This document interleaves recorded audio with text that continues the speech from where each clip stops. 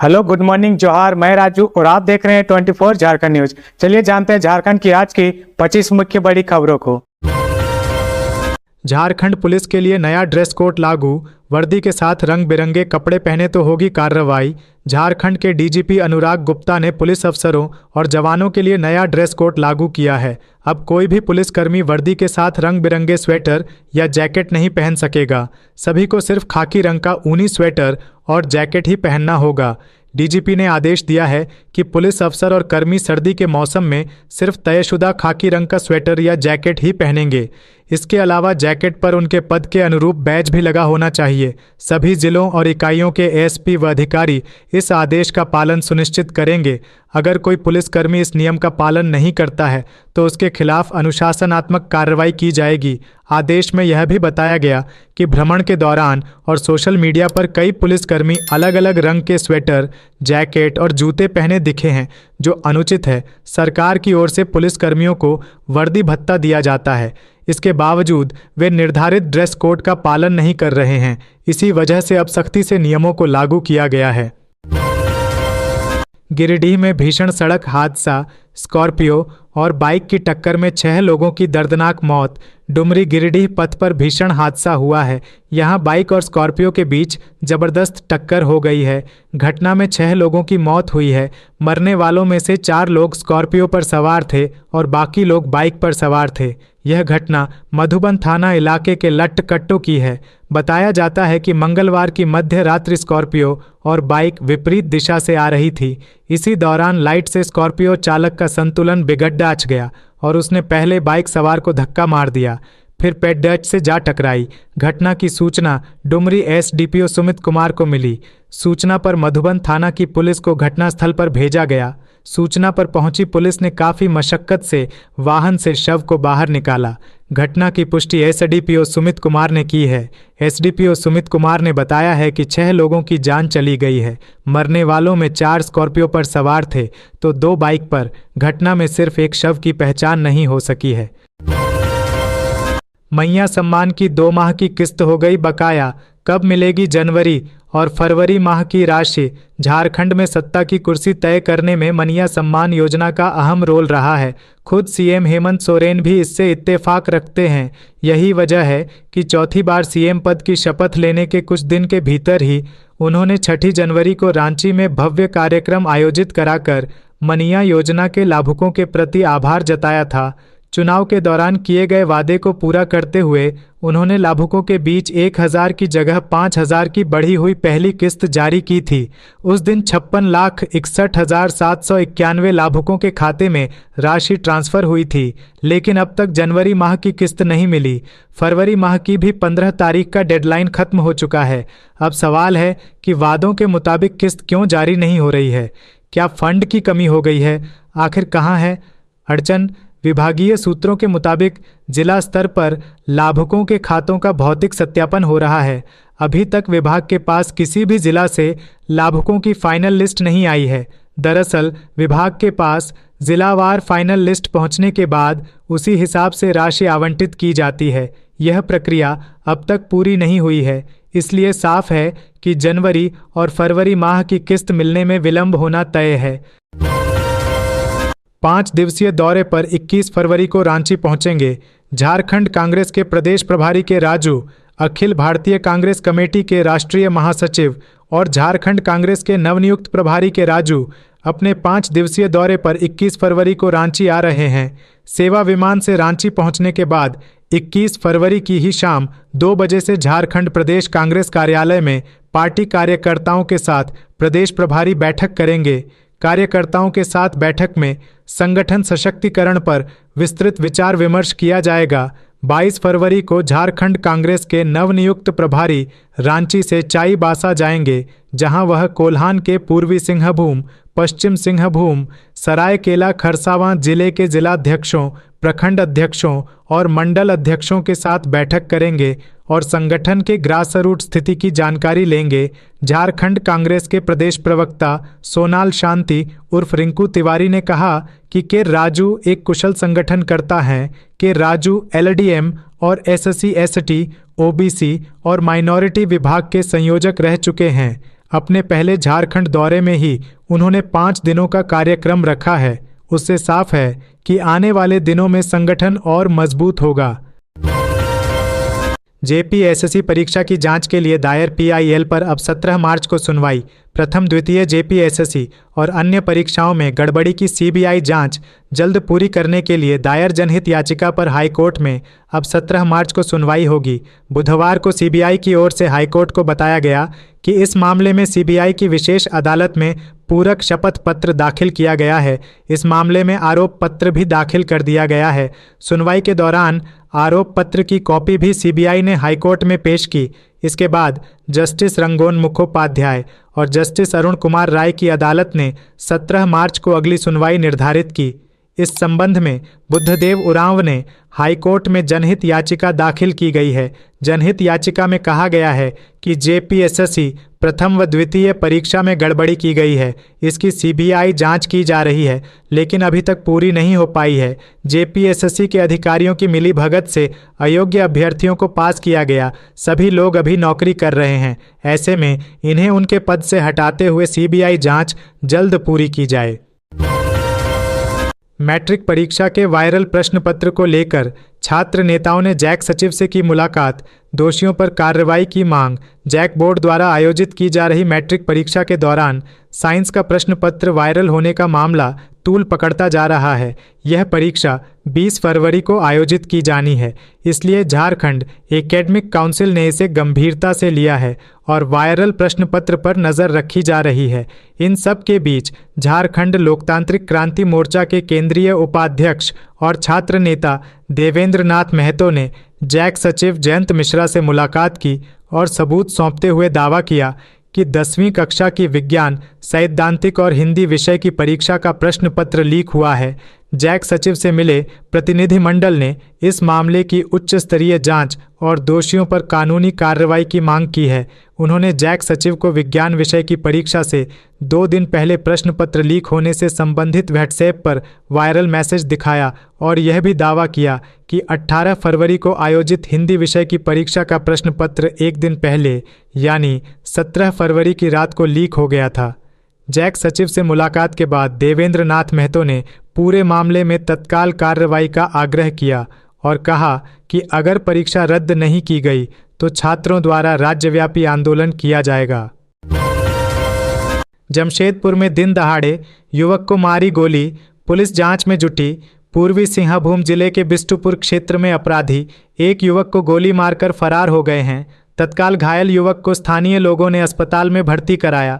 मामले को लेकर सिटी एसपी ने बताया कि आपसी रंजिश में घटना घटी है। सिटी एसपी ने बताया कि आरोपियों की गिरफ्तारी के लिए कार्रवाई की जा रही है। जमशेदपुर में अपराध का ग्राफ लगातार बढ़ रहा है। अपराधियों के हौसले बुलंद होते जा रहे हैं। ताज़ा मामला बिष्टुपुर कदमा थाना क्षेत्र के धतकीडीह का है, जहां बुधवार दोपहर अज्ञात बदमाशों ने शुभम घोष नामक युवक को गोली मार दी है। घटना के बाद अपराधी मौके से फरार हो गए। इधर तत्काल स्थानीय लोगों ने गंभीर रूप से घायल युवक को टीएमएच में भर्ती कराया, जहां उसका इलाज चल रहा है। सूचना के बाद पुलिस घटनास्थल पहुंची और आसपास के लोगों से पूछताछ करने में जुटी है।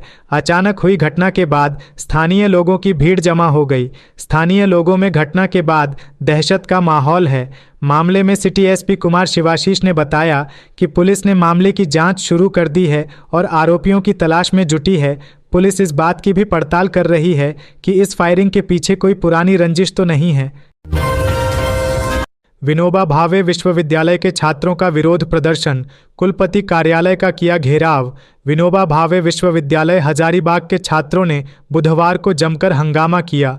आलम यह रहा कि विद्यार्थी कुलपति के कार्यालय में घुस गए। परीक्षा शुल्क वृद्धि के खिलाफ छात्रों ने खुलकर नाराजगी प्रकट की।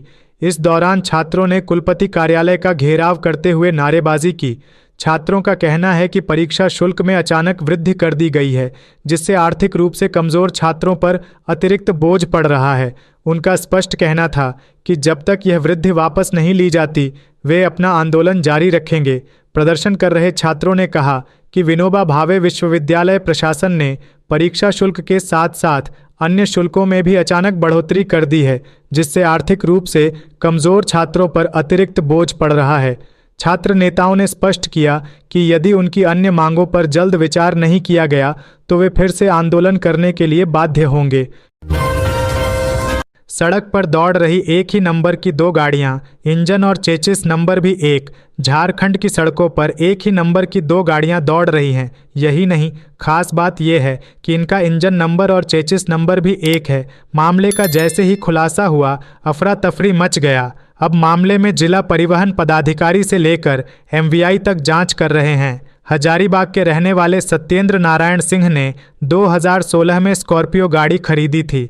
2 दिन पहले जब वे अपनी गाड़ी का प्रदूषण का कागज बनवाने पहुंचे तो जो तथ्य सामने आए उससे उनके होश उड़ गए। उन्हें पता चला कि जो गाड़ी उनकी है वह किसी सचिन दास के नाम पर रजिस्टर्ड है।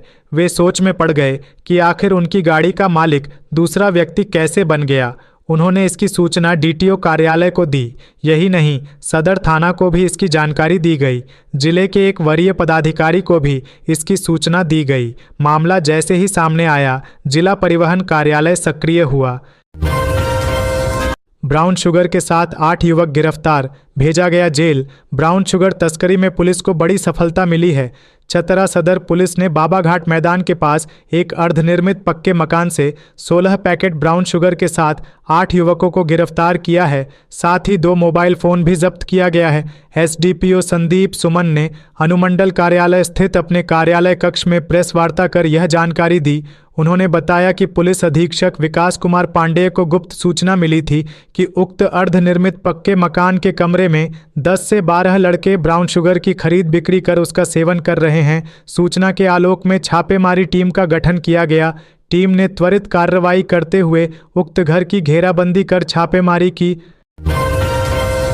गिरिडीह में संपन्न लोगों को चिन्हित कर उनका राशन कार्ड होगा रद्द। गांवा बीडीओ महेंद्र रविदास ने बुधवार को प्रखंड कार्यालय सबगार में पीडीएस दुकानों के डीलरों के साथ बैठक की। बैठक में मार्केटिंग अफसर प्रदीप राम भी उपस्थित थे। बीडीओ ने कहा कि संपन्न लोगों ने भी राशन कार्ड बनवा लिया है, ऐसे लोग अपना राशन कार्ड सरेंडर करें।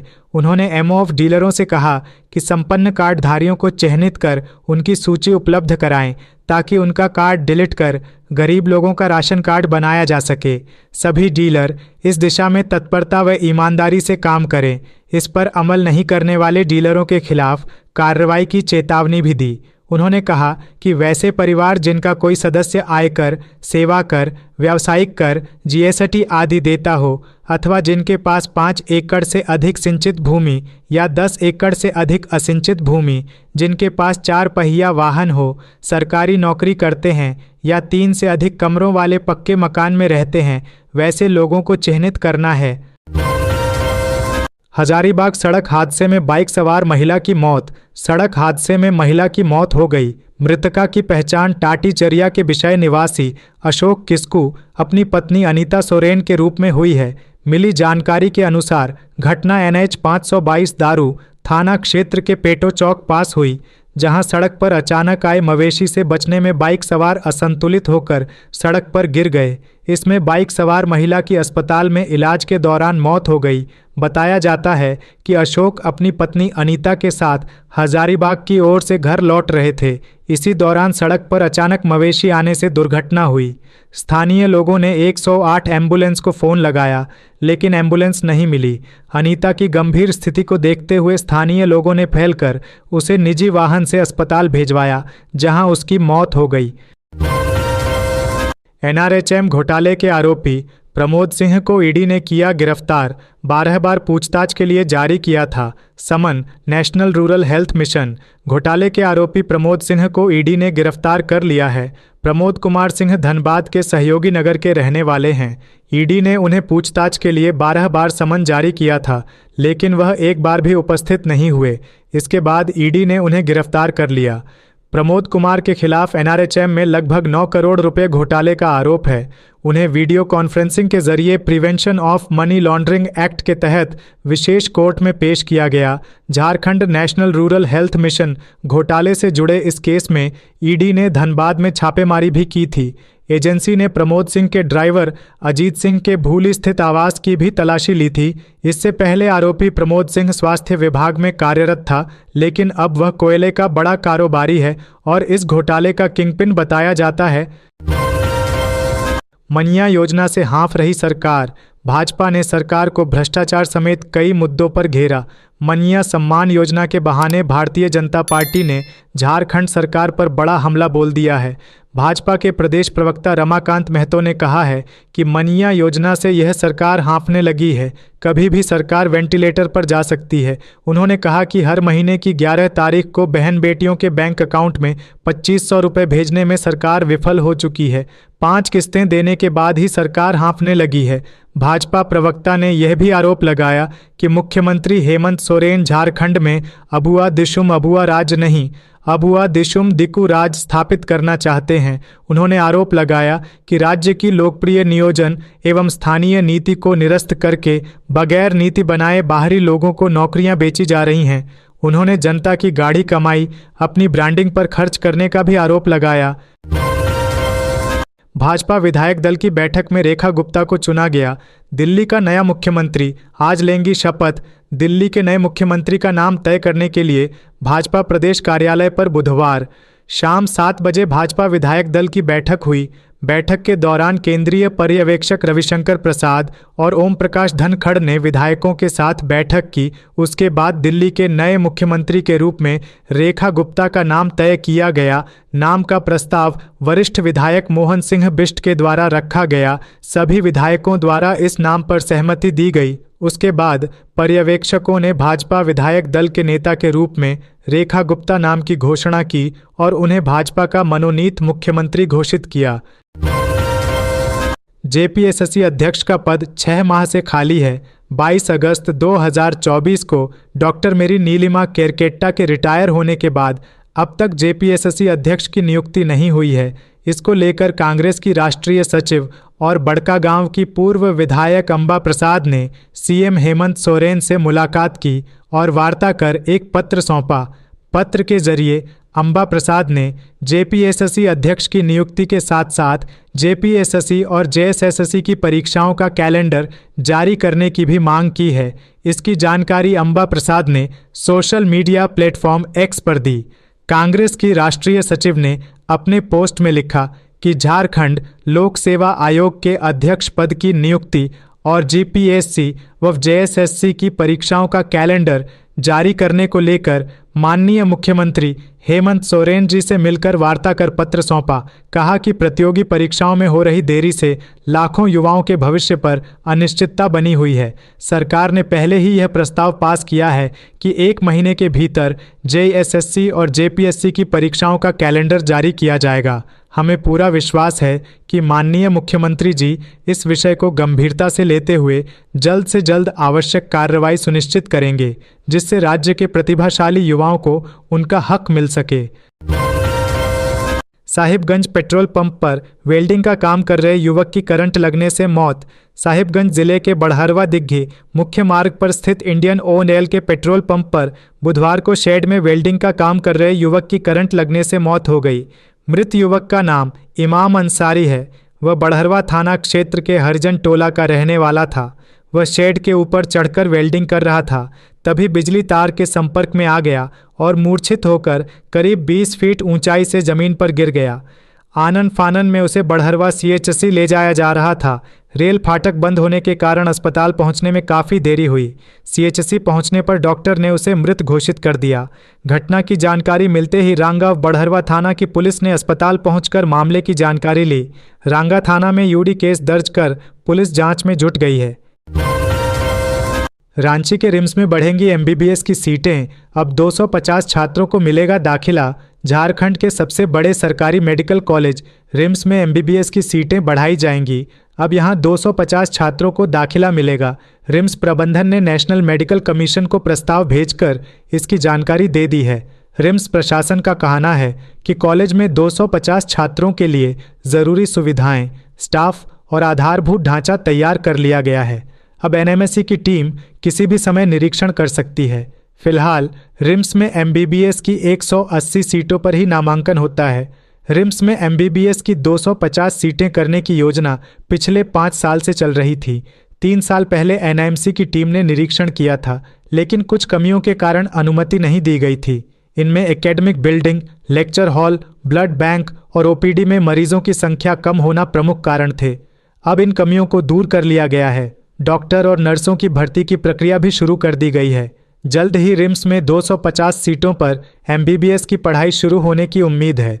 गौरतलब है कि सरकार ने अगले 5 साल में पूरे देश में 75,000 एमबीबीएस सीटें बढ़ाने का लक्ष्य रखा है। इसके लिए बजट में भी मंजूरी दी गई है। तो ये थी आज की झारखंड की टॉप बड़ी खबरें। इसी तरह झारखंड की हर छोटी सी बड़ी खबर देखने के लिए आप हमारे चैनल 24 झारखंड न्यूज को सब्सक्राइब करके बेल आइकन प्रेस कर ले, जिससे झारखंड की हर छोटी सी बड़ी खबर की अपडेट आप तक पहुंचता रहे। तो आज के लिए बस इतना ही। हमें दीजिए इजाजत, फिर मिलते हैं नेक्स्ट न्यूज में।